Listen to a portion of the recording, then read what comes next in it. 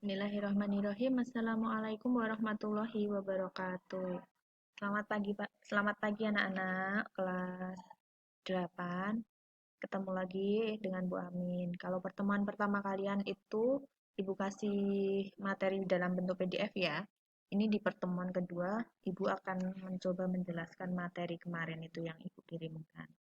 Oke, judulnya adalah teks berita. Materi kita adalah teks berita. Nah, pengertiannya apa teks berita itu? Benar.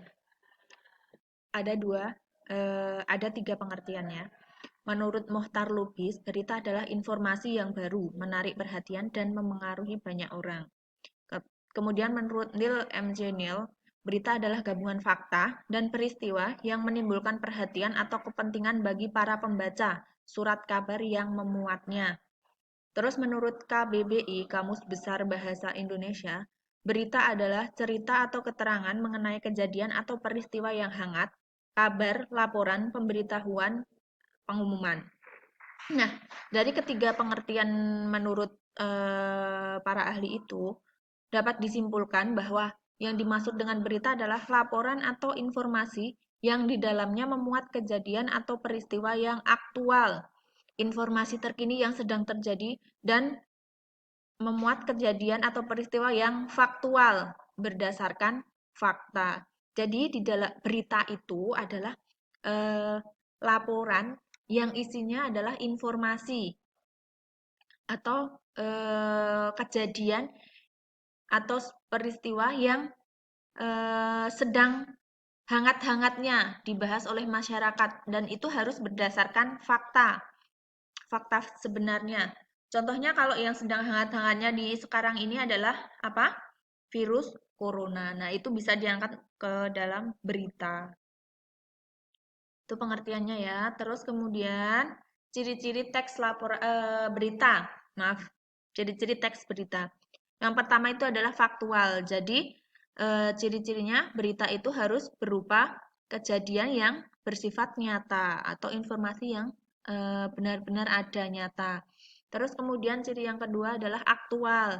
Aktual di sini maksudnya adalah suatu kejadian atau yang peristiwa yang nyata dan sedang hangat-hangatnya terjadi, sedang hangat-hangatnya dibicarakan oleh masyarakat. Berita terkini berarti ya, up to date, yang paling terbaru. Aktual itu berarti yang sedang booming di masyarakat, seperti itu. Kalau faktual itu berdasarkan fakta, kalau aktual itu berdasarkan fakta dan sedang booming di masyarakat. Bisa dipahami ya, Dek ya? Terus, ciri yang ketiga adalah unik dan menarik. Nah, jadi di dalam teks berita itu harus dibuat unik dan menarik supaya pembaca itu mau membaca, tertarik untuk membaca isi teks berita itu. Berarti bisa dibuat dari mulai judulnya. Judulnya harus dibuat semenarik mungkin, secantik mungkin. Sehingga menimbulkan si pembaca itu kalau baru membaca, melihat judulnya itu merasa tertarik. Ini merasa tumbuh rasa ingin tahunya itu. Ini berita tentang apa sih? Kok judulnya bagus banget? Ah, aku jadi pengen membaca. Nah, akhirnya si pembaca itu membaca lebih lanjut. Baca keseluruhan berita itu. Terus kemudian ciri yang ketiga adalah sistematis dan lengkap. Nah, jadi di dalam teks berita itu disajikan secara sistematis berdasarkan strukturnya.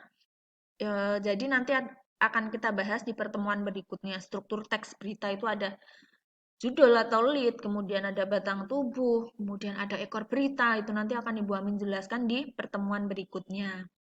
Terus ciri yang selanjutnya adalah seimbang. Jadi di dalam teks berita itu harus memuat peristiwa atau kejadian yang seimbang, tidak boleh menyudutkan salah satu pihak. Misalnya berita memuat tentang kecelakaan, terus isinya itu berarti tidak boleh menyalahkan salah satu pihak. Oh, ternyata pihak truk ini salah. Dia terlalu ngebut, akhirnya menabrak si pengendara motor. Itu tidak boleh. Itu namanya menyudutkan. Nah, di dalam berita itu tidak boleh seperti itu. Harus seimbang. Tidak membela pihak satu dan pihak kedua. Contohnya seperti itu. Terus, ciri yang terakhir adalah komunikatif. Jadi, bahasa yang digunakan di dalam teks berita itu harus bahasa yang komunikatif. supaya lebih mudah dipahami dan dimengerti oleh si pembaca. Bisa dipahami ya, Dek?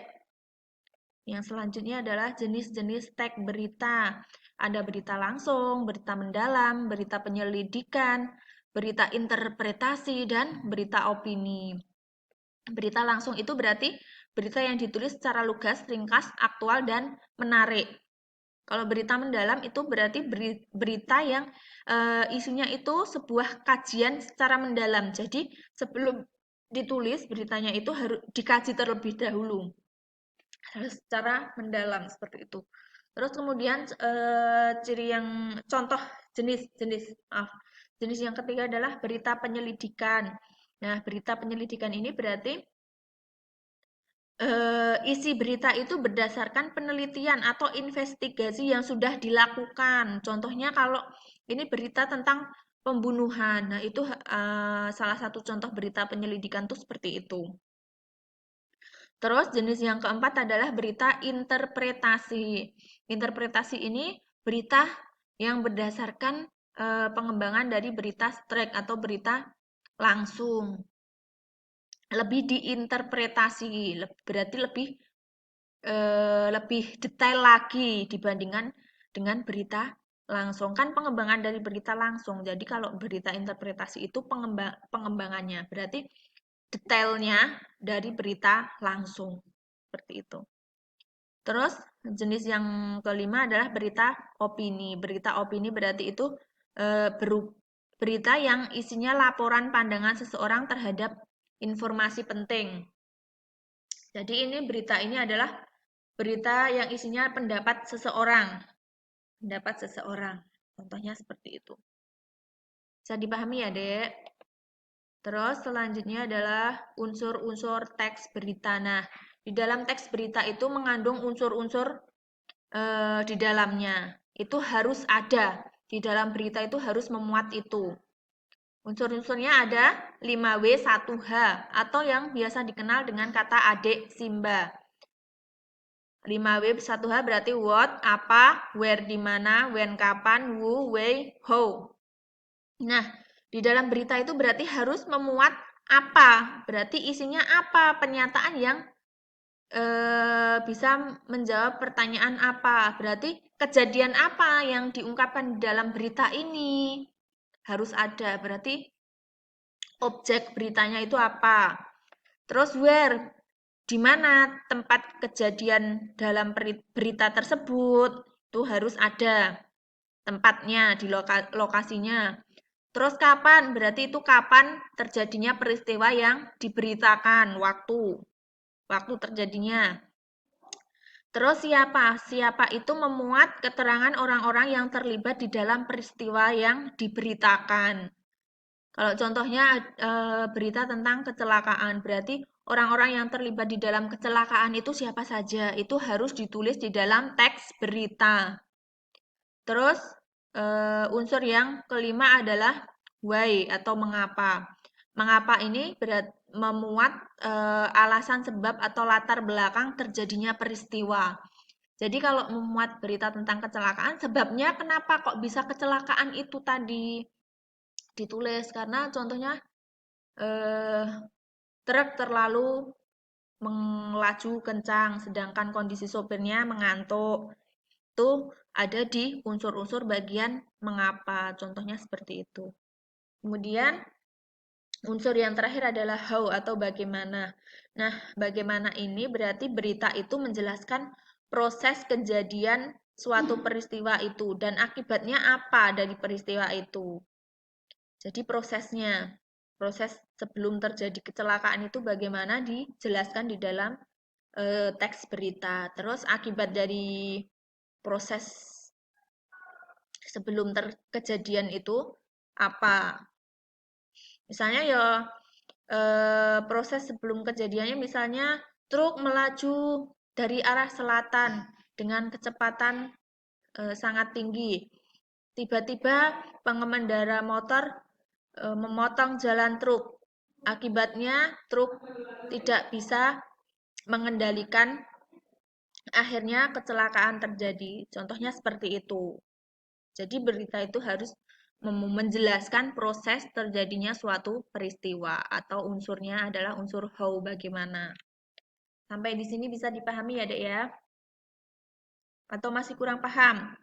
Nanti bisa WA ke Bu Amin, nanti Bu Amin jelaskan lewat voice note ya atau WhatsApp itu apa? Rekaman suaranya Bu Amin kirimkan.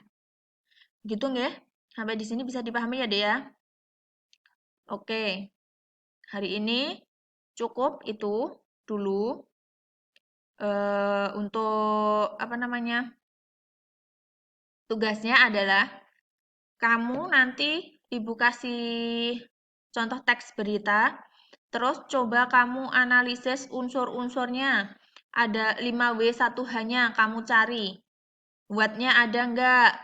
Ada di paragraf berapa? Terus pernyataan yang mengacu kata what itu yang apa? Terus where-nya ada nggak? Di mananya? Berarti tempat terjadinya peristiwa itu ada nggak? Coba kamu tulis kalau ada. Terus kapan? Berarti waktunya kamu tulis. Terus siapa orang-orang yang terlibat itu kamu tulis. Kamu analisis ya berarti ya unsur-unsurnya sampai ke how bagaimana. Dipahami ya, Dek? Nanti kamu tulis di buku tugas, terus kemudian difotokan, dikirim ke wali kelas atau dikirim ke Bu Amin langsung. Terima kasih, semoga bisa dipahami. Akhir kata, marilah kita membaca hamdalah secara bersama-sama. Alhamdulillahirrabbilalamin. Semoga bermanfaat. Akhir kata dari Bu Amin, sekian. Wassalamualaikum warahmatullahi wabarakatuh. Terima kasih.